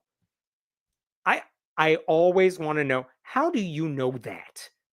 How do you know this? I mean, unless they told you, but like, they're always the most anti-science people you know are obsessed with like the chromosomal makeup of trans people. I've never understood that. But in any case, Luke Ash said, I am not going to use this person's pronouns. I'm going to call this person what I want to call them. And the very next day, he was reprimanded by his boss. The boss basically said, hey, you're violating our library's inclusivity policy, which I can't believe they had one, but I'm glad they did. But this is what the inclusivity policy said. Furthermore, the library provides an atmosphere in which all employees are welcomed, accepted, and respected, regardless of age, gender identity or expression, race, social, economic, and ethnic background, sexual preference, religious preference, and any other distinguishing characteristic. So the library just says, yeah, if you work here, we're going to respect you.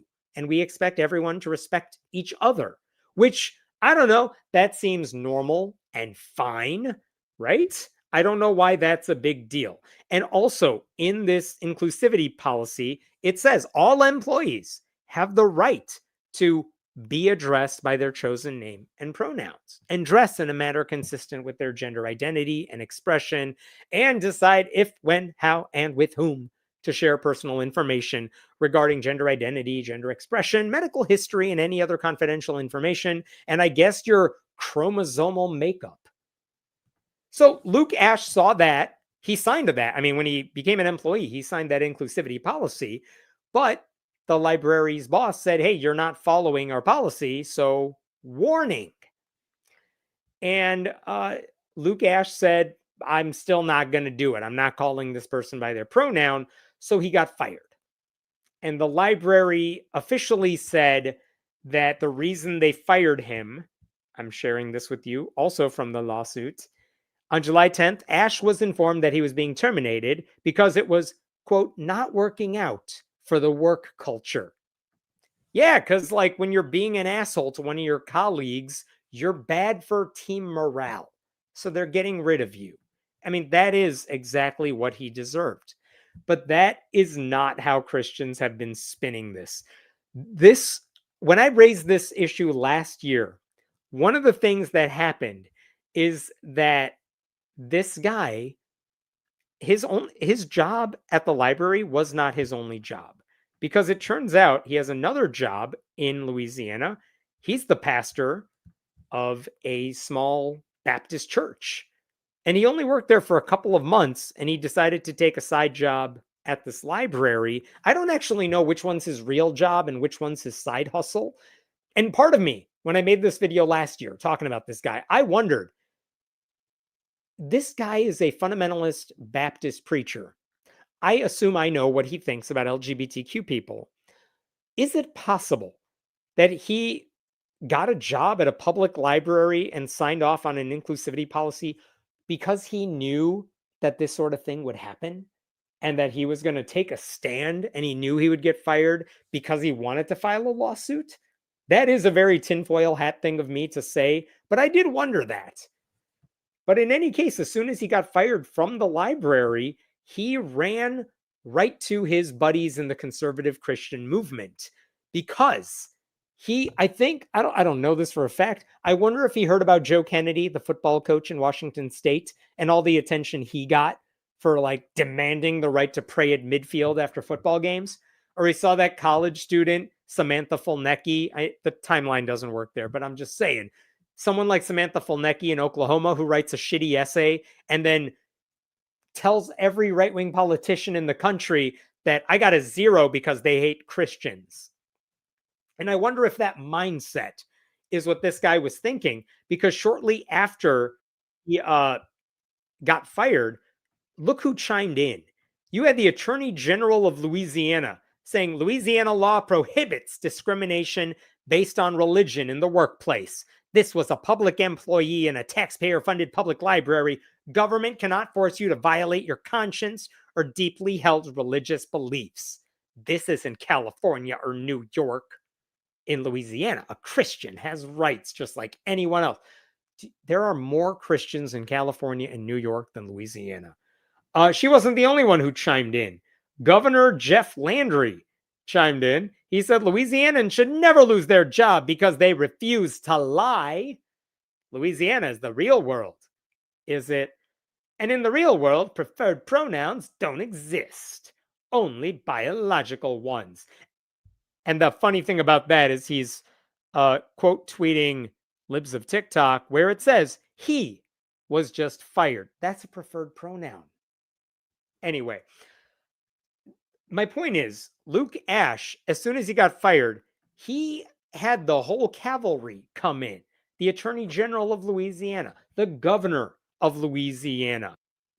He actually got hate preacher Tony Perkins to interview him days later.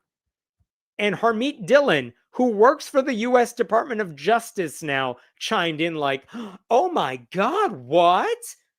Heavens. Like all of the right-wing people who are like, civil rights don't matter, but Christian bigotry does. They all swooped in to say this is a horrible thing.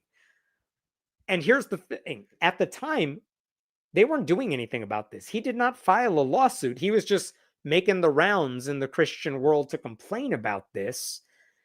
But now, Franklin Graham, the evangelist, said, I want you to file a lawsuit. And guess what happened now he has filed a lawsuit. So this is from Liberty Counsel, the Kim Davis people. Pastor sues Baton Rouge Library for unlawful firing over pronoun policy. Liberty Counsel is seeking a permanent injunction that declares the library's inclusivity policy is unconstitutional for violating its constitutional rights of free speech, religious exercise, equal protection, blah, blah, blah. You're violating the Civil Rights Act of 1964. The lawsuit also requests that the court order the library to reinstate Pastor Ashe to his prior position, restore his benefits, and award back pay damages and attorney's fees and costs. Oh my God. They want the inclusivity policy, which said, hey, if you work at the library, can you not be an asshole? And they're like, you can't say that. We're conservative Christians. We're allowed to be assholes. Jesus said we have a right to do that. That's what they want the courts to step in to say. It's just the dumbest lawsuit because this guy was being an asshole to his colleagues. And Liberty Counsel's like, he has a right to be an asshole. He's a Christian. And that is what being a Christian means. Tony Perkins, the hate group leader, he actually wrote this in an article last year about Luke Ashe. It is somewhat ironic that the library has a policy not to fine patrons who do not return books on time or return them at all. Yet they fire employees who refuse to engage in forced speech and play along with the lie. Right, it's the exact same thing. We're not going to give you a late fee if you're a week late in returning a book. That's called grace. That's called extending some forgiveness. But they're not extending forgiveness to the man who makes everyone at work hate to come to work because they got to see his dumbass every day. During our interview, Luke described how the library selectively restricts access to books they disagree with while accusing others of banning books. Listen, we'll just stop here for a second. Here's how libraries work. There are like 3 trillion books out there, and there's not enough space in a public library. So what do? They only order books that they can justify. So if it's a bestseller on some chart, that might be a good reason to get the book.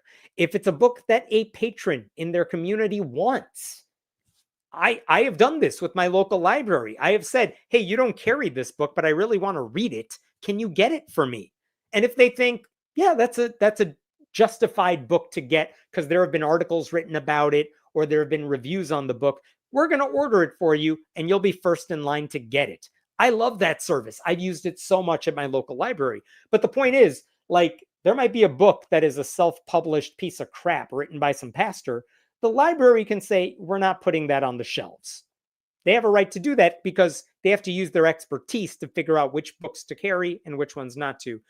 But they make it sound like making that decision is restricting access to books they disagree with no examples, by the way. It's not like they're saying, sure, it was a New York Times bestseller, but we're not going to carry it because it's written by a Christian.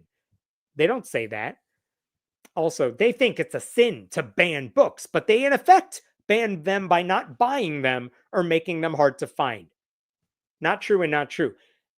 It's not if they don't buy a book because they don't find it worthy of purchase, that is not the same as banning them or treating it as a banned book. Secondly, how is it hard to find? It's a library. Libraries are nothing if not organized and categorized. Nothing in a library is hard to find. You just got to know where to look, or you got to know who to ask, because that's what the librarians are there for. Anyway, I don't know what these people are complaining about anymore, but a federal lawsuit has been filed because this Christian jerk thinks he deserves a job because his faith teaches him to be a jerk to the people he works with. That's what Christianity means to Luke Ashe. And he has the entire conservative ecosystem on his side. So I don't know. I hope a judge rules correctly. I hope they set him straight. I hope they tell him, like, no, the inclusivity policy of being respectful to your colleagues does not violate the law just because you think you have a religious right to be a jerk to everybody. All right, we'll see where that goes. I'll stop there. What questions do we have here? Intersex people exist too. I don't know how they just know your chromosomes by looking at you. Well, you see, when you are born again, you get a thing called chromosome DAR, and you can look into people and you could see their karyotype and you just know. Also, making a library uncomfortable to some prevents them from access. No kidding. It's not just the colleagues that matter. If people know there's a bigot working at the library, there's a lot of patrons who may not want to go there, which is a problem as well. All right, I'm jumping to another story here. Oh, you're going to love the next one because it's ridiculous. This may be the dumbest story I've seen all week.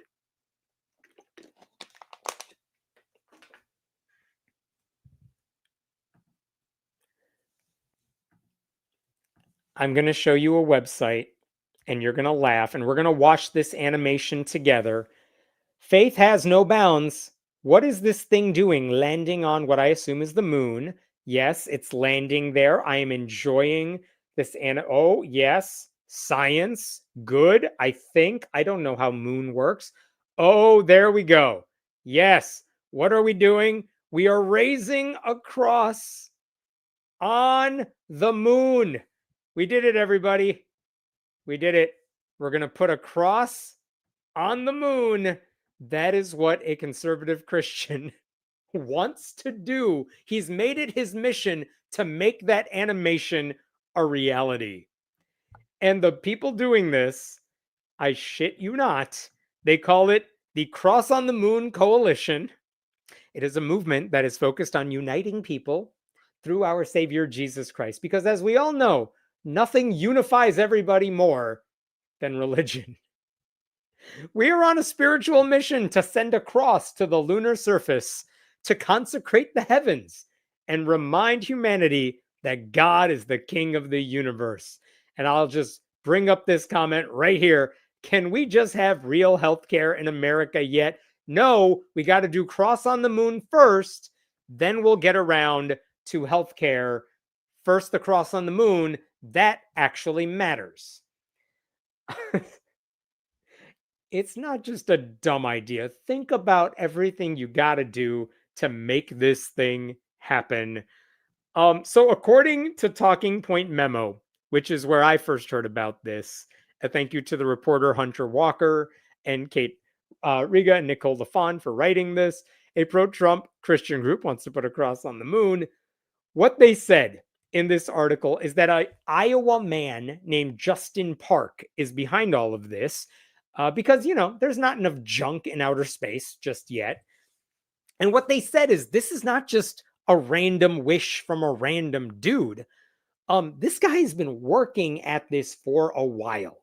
And in fact, Justin Park did an interview earlier this year with a Catholic outlet called the Catholic Messenger in Iowa. There he is right there. And he laid out what he's trying to do and why he's trying to do it. It's kind of a culmination of the skills that God has given me and the vision. Most people don't think about space every day, but I do. I read the gospel as much as I can, but I also read a whole lot of space news.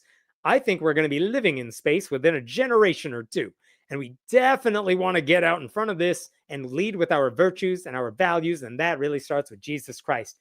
Putting a cross on the moon kind of sanctifies the lunar surface, and it's our best foot forward.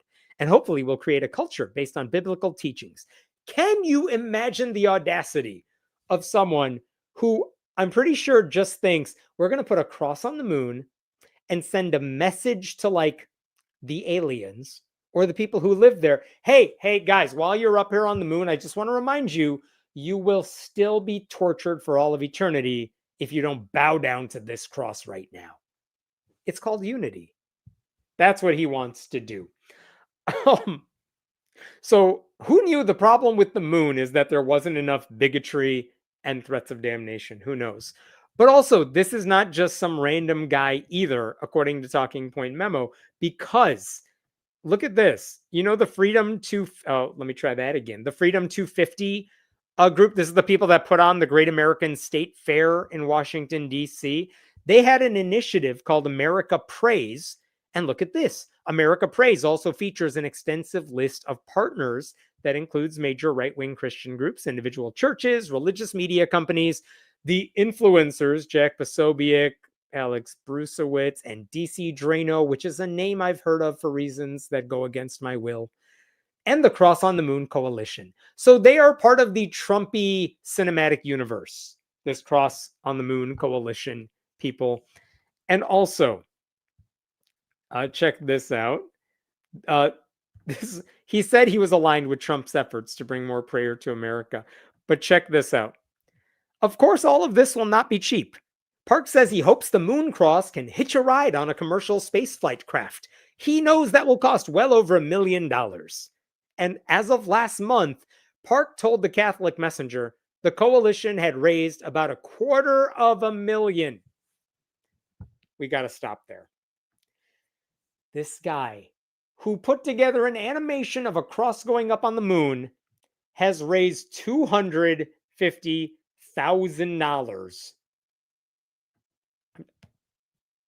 I have a newsletter. You could subscribe to it. It doesn't cost that much. $250,000. But he has a plan for how to get the rest of the cash.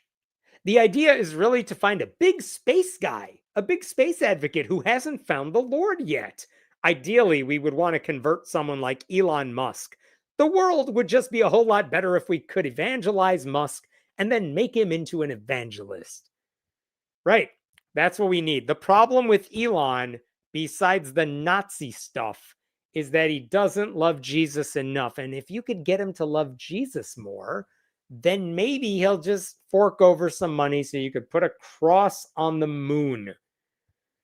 Oh, imagine thinking the world would be better off if you could have access to the wealthiest man in the world who has already helped murder countless people through cuts to USAID and through Doge when he's not dabbling in fascism.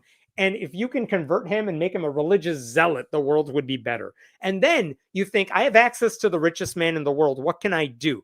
Could I get healthcare for people? Could I help the poor and the hungry? No. I'm going to put a symbol on the goddamn moon. No one needs a cross on the moon that serves zero purpose. No one on Earth will be able to see it, first of all. It's not going to stay in perfect condition up there, by the way. I mean, the funny thing is, if you go to their website about all this, they brag about how this is going to unify everybody. Look at this. The coalition's Hope 1 mission is complete. This is their projected timeline in the future. The cross, the ultimate unifying symbol of grace and glory, sanctifies the lunar surface. Christ's message of peace and salvation has gone beyond Earth's bounds. Who on earth thinks Christianity is the ultimate unifying symbol of grace and glory? What has Christianity done on earth other than divide us and preach hate? Not all Christians, of course, but I'm saying as a whole, Christianity is not peaceful. It does not make our lives better. If Christianity is known for anything these days, it's for dividing and harming people. What does the cross represent? Well, according to the people who like holding it when they go to the Capitol on January 6th, it represents bigotry, oppression, political cover for the most corrupt people in the country. Like, the only people who think it's unifying are the people using it to tear the country apart. And how limited must this guy's imagination be to think we have reached another surface in our solar system, and the way it would best be served is by imposing my puny beliefs onto it. Like, space exploration at its best has always been defined by people around the world working together despite our politics and our differences because we have a larger goal. That's why it's really cool to see like Mars missions to outer space where you have an American and a Russian and someone from another country working together despite our politics, because this is bigger than us. The solar system is literally bigger than what the petty things we fight about on Earth, right? And to think, like, you know what the moon needs? You know what the surface of Mars is going to need one day? Jesus. Like, to think that one religion should rule over outer space is so comically idiotic. That same debate, by the way, did come up when we were thinking about putting an American flag on the moon decades ago, because there was a question of who owns the moon. It's not America, and it shouldn't be America. Now, there are flags up there. They are in disarray, but like, they're symbolic, right? In the sense that even NASA is not suggesting America owns the moon. But what this guy wants is for religious domination on the moon. And of course, as you can guess, if any other religious person who's not Christian even thought about doing something like this, can you imagine what the outcry would look like? But again, when you're Christian, they let you do it because the rules don't apply to them. Incidentally, you may have seen stories like this because in rural parts of the country, there are Christian groups that will raise upwards of $250,000 to put up a giant Christian cross on the highway, on the side of the highway. And every time they go, like, you will have news reporters who get that press release and they're like, so you're putting up a $240,000 cross in the middle of Kansas somewhere. Like, why? And they're always making up some dumb reason for why this is a better use of their money in a community where people live below the poverty line. And this is the exact same thing. It is a reminder that the people who share Justin Park's version of faith, they have no desire to help anyone on this planet with the resources they've accumulated. Instead, they just want to find new places to ruin with their eyesores. And they intend to spend a hell of a lot of money to make it happen. Do you remember the He Gets Us campaign that always has commercials during the Super Bowl and during big sporting events? And it's like, we're not promoting religion, we're not promoting like Christianity per se. We just want you to love Jesus. He gets you. How much money did they have for that campaign? Over $100 million for the He Gets Us campaign. And every time everyone's like, well, that's a waste of everything. Do you know what you could do with $100 million? Do you know what you could do that would actually get people to like Christianity for $100 million? But you're wasting it on dumb ads? Really? That's what this guy's doing. I mean, if wealthy Christians want to make a difference, there are homeless families to house, hungry children to feed, refugees to help, diseases to fight, schools to support, politicians who are not crazy ass Republicans that you could be funding their campaigns right now. Elon Musk could help undo the damage he did with Doge, but none of these people give a shit about any of that because the rich people are problematic as is, and the religious zealots would rather advertise their faith than actually live it. So I don't know. If and when we land on the moon again or anywhere else outside our planet, we should be focused on conducting science, testing new technologies. We should have discussions about what a permanent settlement beyond Earth might look like, because that stuff could expand our knowledge and inspire future generations. These idiots, they see empty space and they immediately think religious branding. Like, it's so arrogant. There's nothing visionary about that. The moon does not belong to Christians. It doesn't belong to atheists either. It's part of humanity's shared heritage, if you want to call it that. Like, and I think if nothing else, this whole stupid endeavor shows you that we will never be able to escape the religious zealots who live in our midst. They're always going to be around us with tons of money promoting the dumbest of ideas. All right, I will stop there. What questions we got here? I want to know why they think this is more effective at bringing people to the faith than, say, feeding kids. Thank you for saying that. I mean, yeah, that's my position too. If they literally raised a campaign to just feed the hungry, we're going to pay for, I don't know, school lunches at every school in America. We're just going to fund it, which, by the way, the government should be doing. And you just said we're a Christian ministry and this is the right thing to do. Do you know how much better that would be for both humanity and your religious brand than this stupid shit?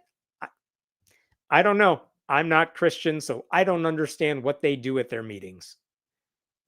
So the moon is under the firmament? Going back to Genesis here, I've always wondered where it was exactly. Is the sun also under it? I don't know. We may have to bring in someone from Answers in Genesis to remind us of how the universe works.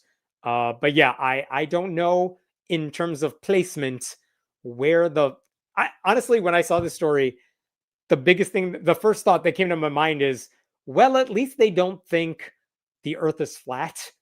At least they are acknowledging like there is a moon. I don't know. These people believe in very weird things. Oh, thanks for the donation. Even Christians can't remain unified. Very true. Yeah, I mean, I want to hear more backlash to this idea from other Christians. I've only heard it from idiots like myself. They've got the money to put a cross on the moon, but want everyone else to pay for it while they spend theirs on deliberately being contrarians. Yeah, I mean, this is the problem with the conservative movement as a whole, right? Like, they have so much money and not a single good thought between them. All right, I got one more story for you. Let me pull it up here.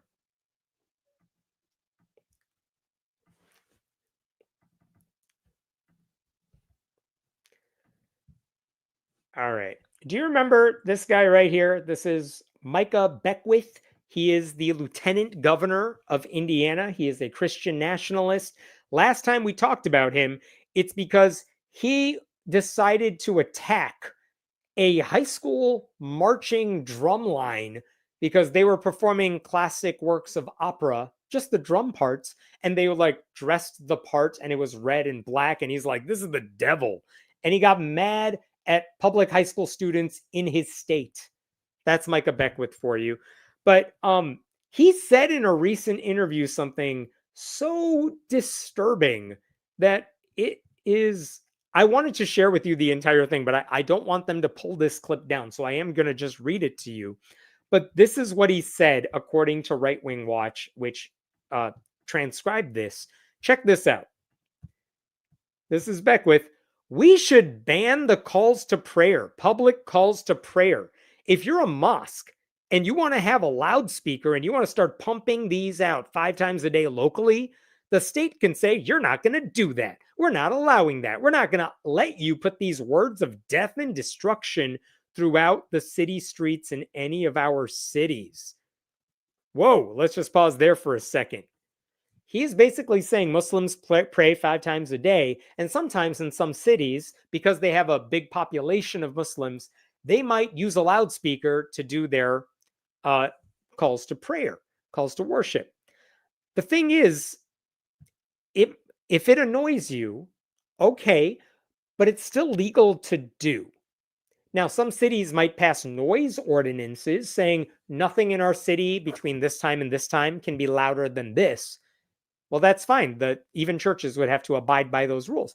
But like, there are plenty of religious houses of worship that make noise. Church bells make noise in certain cities too. But what Beckwith is saying is that we should ban the calls to prayer. We should interfere with their religion, and the state should be allowed to do that.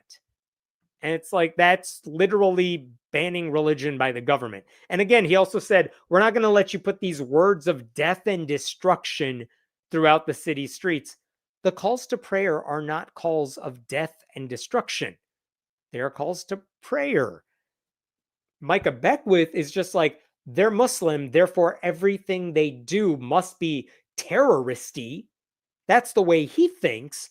So he's just like, well, it's Islamic, it's Arabic. I can't understand it, so it must be like death to Americans or something. That's not what they're doing. But Micah Beckwith is a bigot, so that's what he's saying. And then he added, listen, we're a Christian nation. The Supreme Court in the Coach Kennedy case ruled that. They said, hey, the heritage of America is a Christian heritage, and so that's why Christianity takes precedent over all other faiths. Nope, they did not say that at all. That's not a thing that happened. The Coach Kennedy case, as I mentioned earlier, that involved the showboating public high school football coach who demanded the right to pray at midfield after football games, mostly because he wanted attention. And even though it was coercive and students felt obligated to be part of that thing, but despite all that evidence, the Supreme Court said he was allowed to pray at midfield after games. They said he had a legal right to do that. Okay, but at no point in that ruling did the court say this established a Christian nation or that Christianity takes precedence over all other faiths. They didn't say those words literally. They did not say that in spirit. So what the hell is Beckwith talking about?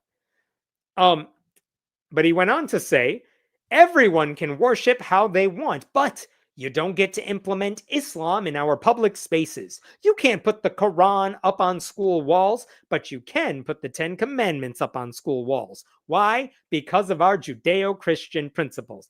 That is our heritage. Again, wrong, completely wrong.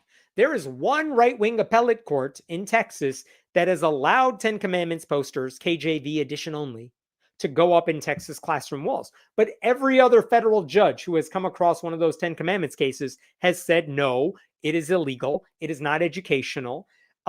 They said the Christian lie that those posters are about American history. No, that's bullshit. This is about promoting religion. All the judges have said the Christian nationalist arguments are bullshit. So of course the 10 Commandments are about promoting religion.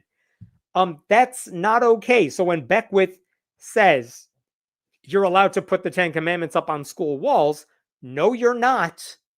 Not yet, anyway. But also, you can't put the Quran up on school walls. No one was trying, first of all. And honestly, if you want to make an argument for why we should be allowed to have different religious ideas on walls, we could actually have that discussion. But again, this is just Christian supremacy. That is what Micah Beckwith wants. So he doesn't know what he's talking about, obviously. But this is a pattern for him because he's conservative Christian, he knows he can get away with constantly lying. He knows his Republican base in Indiana is never going to call him out on it. And this is what he has a history of doing. Let me show you one other thing from this Right Wing Watch article, because look at what he's done just this year alone with Islam at the very top here.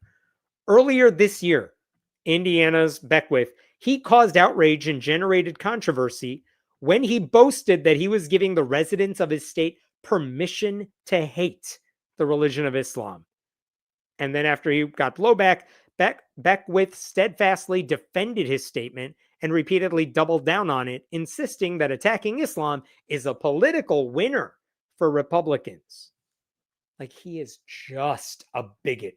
This is what Christian nationalists are. This is who they are. This is who they vote for. Anyone who is a Christian who votes for Republicans, this is the sort of man they want their kids to look up to.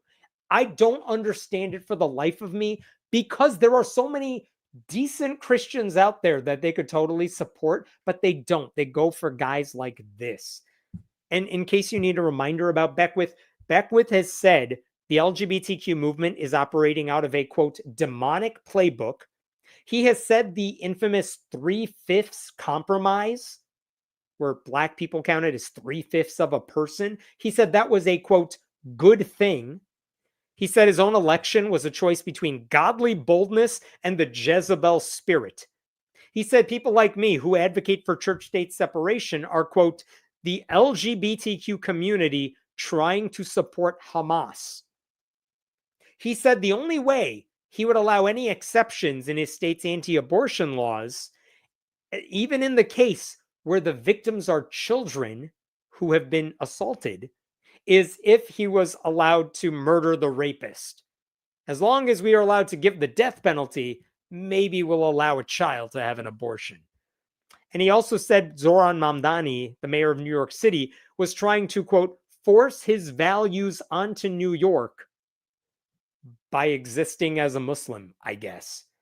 Like, it's entirely possible to say you don't agree with Islam while stressing the need for religious freedom. You don't have to be a jerk about it. This guy isn't just a jerk about it. He is a bigot who wants to shut down a religion he doesn't like because he doesn't know anything about it. He's completely ignorant, and he knows he can get away with it because we're talking about Indiana Republicans. Like, the MAGA crowd has gone all in on the idea that only one religion, their religion, matters, so they get to bend the rules whenever they want. No, if Zoran Mamdani said anything like what Beckwith is saying here, there would be hell to pay all across the country. Like, the right wing and left wing outlets would be furious if a Muslim politician said anything like this. Can you imagine Ilhan Omar saying what Micah Beckwith is saying about Islam, but she said it about, like, Christianity? But when you are a conservative Christian and you are in a red state, you can always get away with it. It is appalling, and it says so little about the Republicans in Indiana that they vote for people like this. It's pathetic of them.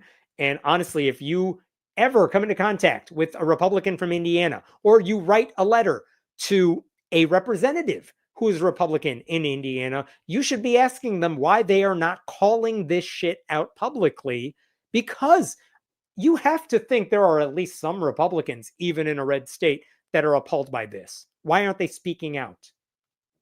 All right, I will stop there. Oh, that was infuriating. What questions do we have here? Otherwise, I am done for tonight. So much for the First Amendment. I know it's always the people who say they love this country, they love the Constitution, but if the First Amendment protects brown people, screw it. And that's Beckwith for you. The Old Testament is a book of death and destruction. Thank you for pointing that out. I forgot to point that out. If he wants to say Islam is about death and destruction because he doesn't know what the calls to prayer are, what is Christianity other than a religion that says, accept the divinity of Christ or you're going to be tortured for all of eternity? That religion that Micah Beckwith believes has more of a stake to death and destruction than whatever he's complaining about when it comes to Islam. I think it was Gilmore Girls that raised money to repair a church bell and a week later broke it because it was driving everyone crazy. I don't remember that episode, but that sounds very apt for that show. Good show. I miss that show. Are they arguing heritage, not hate, about public displays of the 10 Commandments? Yeah, they have made that argument that the 10 Commandments in other states, Arkansas, Texas, that it's just part of our American heritage. The founding fathers loved it. It helped develop the Constitution. None of that is true. But yes, that is the argument they are making for why the 10 Commandments should be part of public school classrooms. All right. Thank you for sticking around tonight. I appreciate that. You know the drill. Go subscribe, friendlyatheist.com. You can do it for free, but you don't have to. You can support the channel, patreon.com/Hemant. The stretch goal on Patreon is if I get $250,000, we could put something on the moon, maybe in the future. I'll think about it. And thank you so much to Jess for helping with moderation.